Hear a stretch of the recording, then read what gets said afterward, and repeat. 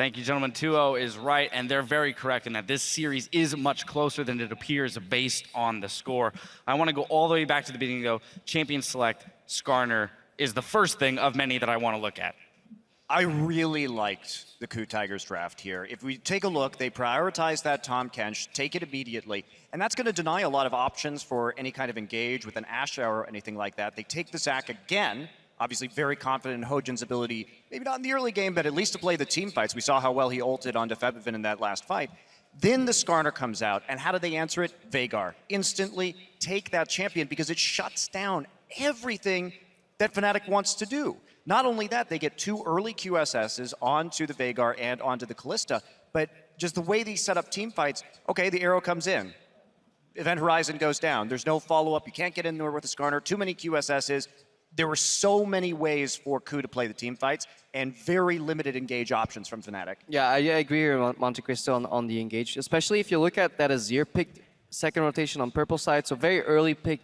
Arguably your strongest member there is Febivin, so you really want to get him a matchup. But in these team fights, he really couldn't, or Fnatic rather, couldn't play the way Azir is supposed to be played, which is kite, zone control around objectives, let people come to you and just face the wrath of those soldiers. But every time Fnatic engaged, Febivin really couldn't contribute much in the fights until the later parts, but then they were already lost. So they're playing a team composition or strategy where they kind of dive into the backline, but KOO denies that entirely with their champ select and does that kind of better on their own. So it was incredibly hard for Fnatic to play out of this. And then in addition to that, KOO just played the mid game better with their teleports. Well, I think when you see the Tahm Kench, you're automatically not going to go for a dive pick comp.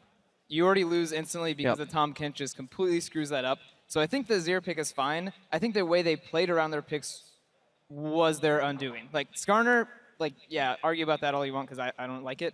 But with the Ashe, yeah, you're not going to use Ashe Arrow to engage because you're not going to get your target. The thing is you still can kite with Azir Ashe. You outrange both Veigar and Kalista.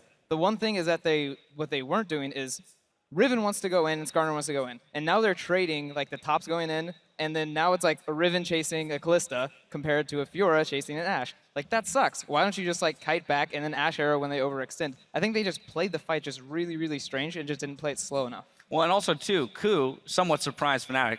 21 minutes into the game, KOO flipped things on their head. They went aggressive onto Fnatic, and they were slow to react to this gank in the top lane.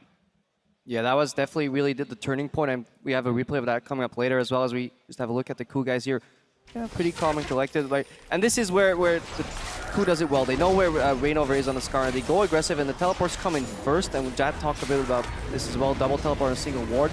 Now we see not Prey, actually, Gorilla bending the bullet here, going around the side there with the Fate Skull. And he has actually been doing that fantastically in a lot of these situations where he has multiple men knockups with that Fate Skull, and it's actually sometimes relatively hard to do in the middle of the chaos. So really props to Gorilla there for what he's landing, but KOO is ahead of the play. They're the ones initiating it, they have the full vision, they set the teleports down first, and there was almost no way out for Fnatic there, so lack of proactivity a little bit here on Fnatic and being punished for not getting anything done. Well, the best part about KOO doing this is it's super unexpected from KOO. They've been playing really slow until the late game, and now when they start this, Fnatic has to instantly respond, and not just respond quickly, but correctly. Yeah. So Fnatic's in a really bad spot the second they push up to that tier 2 turret without their jungler, without wards to TP on. So once they get in that spot, regardless if they knew it was happening, they just weren't ready for it at all. So even if they instantly respond, they're already out of position.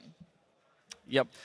I mean, too, as well, actually, what's interesting is that you mentioned they have to execute properly in that scenario because Yellowstar had a ward, right? They did TP, they had both TPs available, but that is so much information that needs to be passed and then decided upon so quickly, and they were caught off guard because they'd been the aggressors in the past. I mean, that's why it's always better to be on the offensive, right? Because you're the one deciding. You already have everything lined up in your brains, and the other team has very little time to react. Now I want to push ahead to a place where Fnatic was proactive and made a very strong and bold decision. Baron dance, push KOO off of the Baron with super minions pushing in their bot lane against them. It's a beautiful call. This was a beautiful call.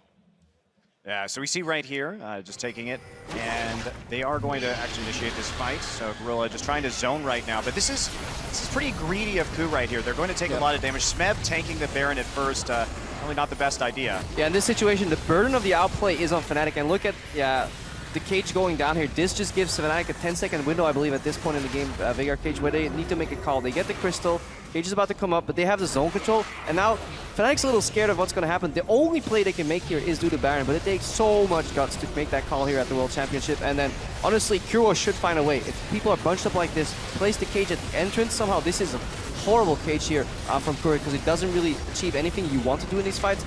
And then Fnatic with some fantastic kiting to round out that fight. Yeah, I think the way the call started off was they actually sent Fiora to the mid lane. So this was a reaction call from Fnatic.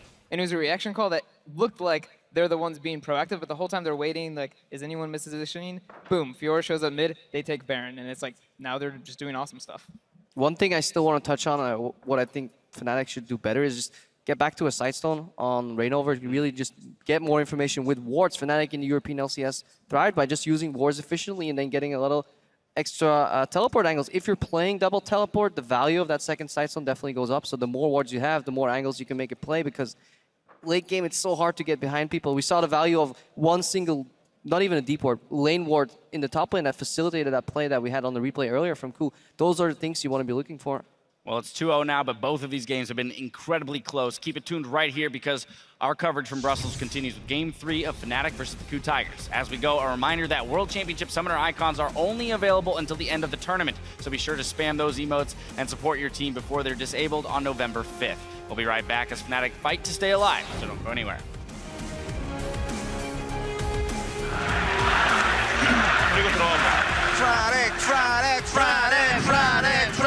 Smith flashes away from the third proc of the broken wings. Huni will find but fails the flash. But Smith is trying to fight Huni on the backline. Gorilla's grey health will keep him alive a little while longer, long enough to take out Reckless. KOO are looking for a rampage. Gorilla jumps forward. He manages to find another as Smith's running down Feathervin. Baron secured by Fnatic, and Hojin's locked out. They've caught Smith. Smith's GA's been popped. Reignover and Huni trying to run the distance. Reckless has got his shield popped, knocked up as Yellow Star kicks him away. Reckless goes down. Double kill for Bray. And KOO Tigers are 2-0 against Fnatic.